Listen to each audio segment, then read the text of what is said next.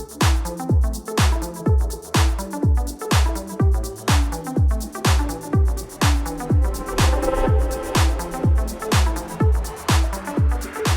guys, welcome back to the Restorantine series where I interview members, community leaders, and friends of Restore to hear about their experiences during the ongoing COVID pandemic. Now this week, I wanted to talk to my friend Kendall Everett. Most of you who go to Restore know Kendall. He was a member at our church for a long time. But Kendall now is the pastor of a church in Sussex, Sussex Christian Reformed Church. And the reason I wanted to talk to him specifically is because this was his first Easter as the senior pastor of a church. So there's a lot of anticipation for Easter for pastors. And I wanted to talk to Kendall about what some of those emotions were as he realized that he wasn't going to be having this Easter service like they would normally do, and that they'd be separated the way that all of us were. So I really enjoyed my conversation with Kendall. I hope you do too. So this is where I say to you, what's up, man? Hey, how are you? Good. How are you? Good. Where are you right now? Is that your house? This is my church office. So most of the time I'm working from home right now, but sometimes internet's better here, and this is a better spot for me to just come in once in a while. So I only come in here and pick stuff up mostly, but yeah, and you can still be socially distanced because there's no one else there, right? I can. That's right. Yeah. So how is life for you? So you get to stay home. Obviously, you said most of the time you're working from home. You got 2 young kids. You got a wife who's probably going stir crazy. Yep. So it's pretty, we're hanging in there. We're doing the best we can. We're figuring this out. Amy and I have been talking where we've reflected a little bit. We're like, our lives have really been minimally disrupted, like considering what many others have been going through and what we know could be happening. I'm able to work from home. That's great. Amy can work from home. She stays in touch with her dad, who's her boss. So she's able to keep doing that. So we're stuck in our house most of the time, but we're hanging in there, making it work. So yeah, it's always, I think, important to recognize that even though you have a lot of disruption, right, it's not as bad as it can be for those of us who are in that position. We feel the same way. It's disruptive, but it's not, not as bad as it could be. Yeah. What are you, I asked you this question specifically. I haven't asked others because I didn't want to put them on the spot, but I'm going to put you on the spot. How are you, what does family time look like these days for you? Like, okay, you're with your family, but are you trying to be intentional at all? How can all of us be like a good husband and father to our wife and our kids? What does that look like? And maybe you can just admit you've been stinking it up. No, it is really interesting. This time kind of forces me to just like think about, hey, what are the times that really matter? And this is a unique opportunity. I'm working from home. The girls are around. I'm around them much more often. So we honestly, we don't have like a good routine right now. So we wake up, which usually means, one of the girls wakes up before we do because they like to get up early. So we go hang out and have some coffee and just kind of sit with the girls and play with them a little bit, do whatever we can. I make sure that I'm there for all the meals, and I like to make breakfast at home. So as much as I can do that, I like to do that. And yeah, I know that, hey, my schedule is kind of all over the place right now. So if that means I have to work later at night to do some stuff, I'll make sure I get some time in the afternoon to take the girls outside on a good day, because we need to get out of the house a little bit, get some fresh air. And Aubrey, especially, she's 3. She likes to run around and just, she's actually loving this time right now. So she likes the idea because she has you home. Because yeah, that's you mentioned it being a unique opportunity, and I think that's this week, one of the things I've really been working through is the idea of like, okay, you can't just take what you used to do and then just try to replicate it now. You're really trying to figure out, okay, here you are, you're at home with your kids, with your wife, you do have this, how can you make your life look different and really enjoy the experience as much as possible?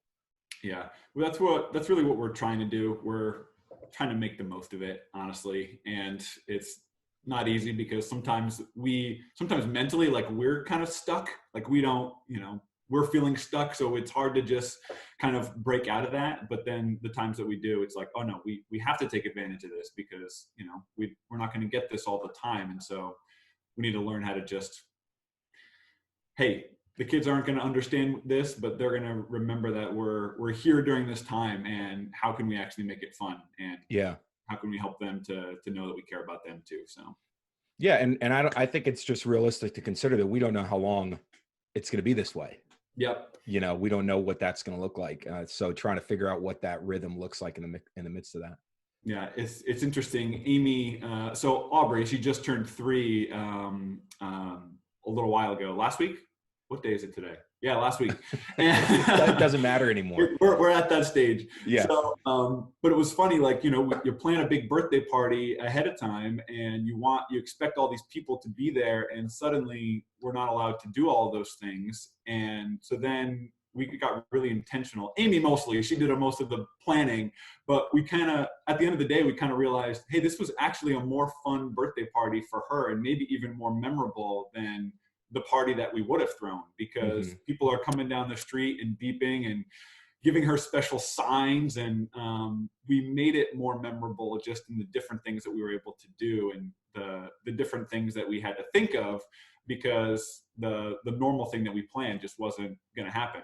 So, yeah, that intentionality is what I've heard a lot of parents talk about, even on Easter, saying, okay, all of a sudden, the normal things that you would do for an Easter Sunday, Easter celebration with your family, you go, okay, we have to, that's all gone, for one reason or another. So how do we become really intentional about celebrating still together? And sounds like that's what you did for her birthday. Yeah, that's really what we were shooting for. So yeah. So one of the reasons I wanted to talk to you this week is because you have a somewhat of a unique position as a pastor, certainly unique in the context of church history, which is that this was your first Easter Sunday as the pastor at your church. Is your first pastoral position as senior pastor. And this was your first Easter Sunday. What was that like leading up to it?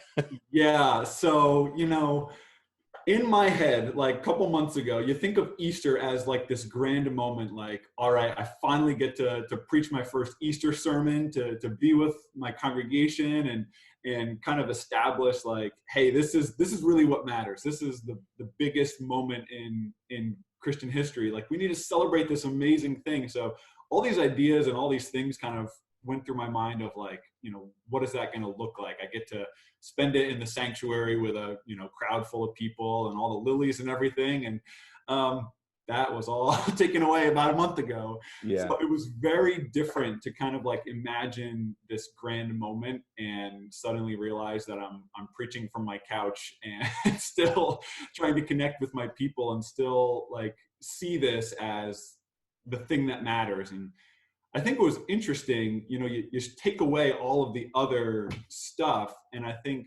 that's really what matters. Like, we're doing this digitally, virtually, but still we can just celebrate the truth of the gospel. And we might not have the building, we might not have the grand display, but still we can just celebrate the truth that Christ walked out of the grave. And it was interesting to preach with all of the expectations ahead of time, all of that taken away, and then just really just focus on, hey, this is why everything is different.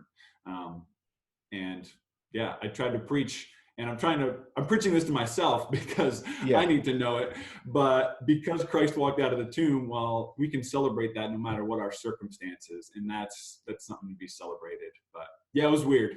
Yeah. And you're absolutely right. And you said it, you preach it to yourself first, right? Because you, especially for you, because I know you're such an extroverted, people-oriented person, that you really, all of us obviously feed off of the congregation being there and there being people around. And so you feed off that. And then to sit in an empty room and have some enthusiasm about the resurrection, even though, like, I'm excited I'm glad, I'm thankful, but there is that sense of trying to, like you said, preach it to yourself first. Yeah. Yes,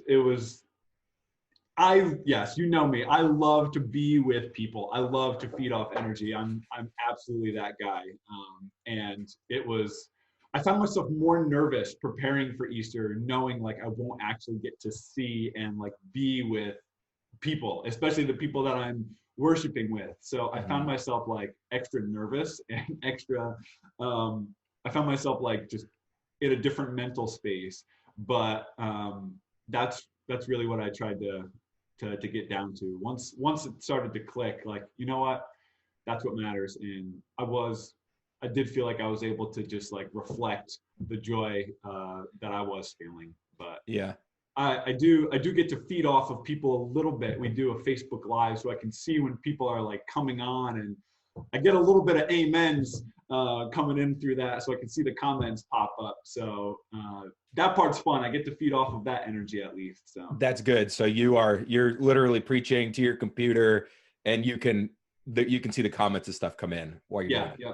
Gotcha. Yeah, so I've started a couple times where I've been sideways, so I've had to quick shut it down and start over again. That's when we were first starting. So oh, because your phone, you had it in the wrong orientation. Yeah. So what have you learned about, I mean, this is as much as that situation stinks, right? That here you are, you're looking forward to this first Easter. The flip side is you get like, there's so much you probably have learned about your congregation. Having been there less than a year, all of a sudden you're walking through this thing together. What are some of the things you've learned, the positives that have come out that you've really come to appreciate? Yeah. My church, they are people that just love to be an encouragement. And I'm learning more and more just how much they really are good at that. I've had a lot of people like personally reach out to me with calls, checking in on me. How am I doing? Little emails, little notes in the mail. Just some wonderful ways of encouraging me. They care about me as their pastor and as a person, not just as the guy behind the computer screen preaching sermons, but they really care for me as a person. And that's been really awesome to just kind of embrace and to receive from them. And they're really good at just connecting with each other. They're figuring it out. Everything is different. And yet I hear from people that are sick or might be in the hospital for a short time or things like that. The letters and the cards just kind of like come pouring in. So the love of the church really just shows and maybe even shines a little brighter in times like this. And it's a wonderful congregation to be a part of. Yeah, that's awesome. I mean, that really is a key element, I think, to getting through this whole thing is we know that when we're, Chris always says, don't be like isolated just because you're socially distant, maintain that community. And, but that really requires a spirit of desiring to do that. We know how important it is to make sure we feel connected. But, if you don't have that spirit or you don't have that community already existing, it's difficult for it to come out. And I think, as you've said many times, ever since, you've been at your church, you've known that was a strength. And now, like you said, it just really has become even more clear. Yeah, absolutely. What the last thing, and I kind of ask everybody this, I don't expect anybody to necessarily, like, I'm not holding anybody to the prophetic here, but what are some things, we're looking forward to a day when all of this is behind us, right? We hope. What are some lasting lessons you think we need to be learning? What are some things that you think, as you look at it pastorally, that we can take away with us into the future? I think one of the things that I've realized personally, and I think a lot of other people is just the need for deep relationships and community. And we cannot afford to live as people in isolation from each other.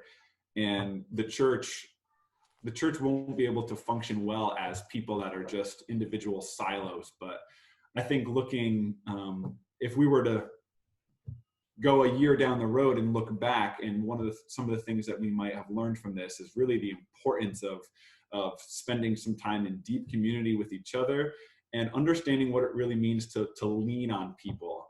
As a leader and as a pastor, sometimes I can find myself just trying to do things on my own, or just taking on more than I probably should, when I've really learned the importance of having really good people around me that can help with a lot of those things. So I think the importance of community is probably the biggest lesson that I am learning, and as a church we're learning the importance of how can we establish and maintain that level of community with one another, and make sure that no matter what circumstances arise, we can continually reach out to each other and show the love of Jesus to those people, no matter what seasons we're in. So yeah, I think community is the most important one. Yeah, that's a common theme when I ask people this question, is that idea of, it's sort of like that's the thing that we've kind of lost, right? Like, we can't gather. And so you have to really process, if community to you just means gathering on Sunday, that's not really the depth of relationship we're talking about and looking for. Yeah. And that's what we really have to be intentional about now. Yeah. Well, hey man, I'm really glad you made some time. I was thinking, God willing, next Easter, you're going to be with your congregation in a church building on Sunday morning, and it'll be really sweet. I can't wait. Yeah. I look forward to it. So, I think it'll be even more sweet than this first one would have been, because you've walked through this one already. Yeah. Well, hey man, I really appreciate it. Thinking about you a lot, praying for you in your church, and thanks for making some time for me. Thank you so much, Jeremy. I really appreciate it, and really grateful for all the great people at Restore. So thankful for you all. All right, man. Well, we miss you, and have a good day. All right. God bless you. Well, that was our conversation. Thanks for watching. If you enjoy these videos, feel free to share them, like them on YouTube, or subscribe to our YouTube channel. And as always, if there's anyone that you want me to have a conversation with, please let me know, and I'd be happy to try to set that up. In the meantime, stay safe and have a great week.